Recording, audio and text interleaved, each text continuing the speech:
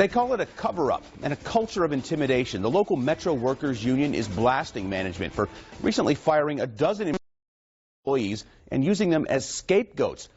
Tonight we're hearing from one fired track worker for the very first time. Delia Gonsalves live in Northwest D.C. with more. Delia, good evening.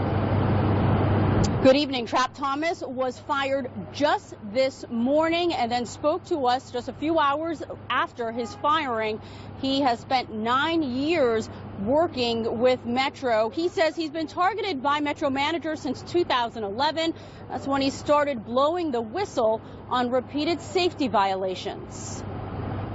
I've always wanted to speak to the press. And now Trap Thomas has his chance after years, he says, of being silenced. But I've been trying to expose the culture of retaliation specifically. Thomas was a track inspector on the Orange Line until this morning. They're just comparing one report of mine to another and calling it falsification just because the numbers are the same like they're supposed to. What do you want people at home to know about I want them to know how dangerous this system is. I want them to know that the track inspectors actually do care about it. Thomas is just one of a dozen employees fired for falsifying documents that Metro blamed for the East Falls Church derailment this summer. They have not told the union specifically what those individuals are accused of doing wrong.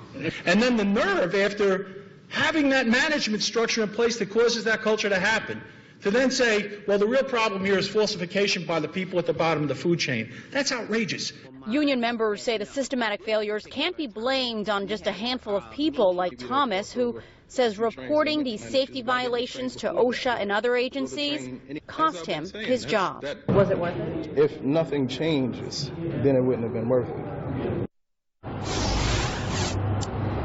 The union denies that their workers falsified these documents, but we asked for proof. Unfortunately, they don't have it for us. The union does not have access to any of these documents because Metro has not given them those papers. And when I reached out to Metro and asked for those falsified documents, I was told they do not release employee disciplinary records. We're live in Northwest. Delia Gonsalves, WUSA 9. Delia, thank you. Well, Metro's GM Paul Wiedefeld released a statement saying, quote, thousands of Metro employees do a great job and routinely put safety first. However, a true culture of safety requires that we hold ourselves and each other accountable.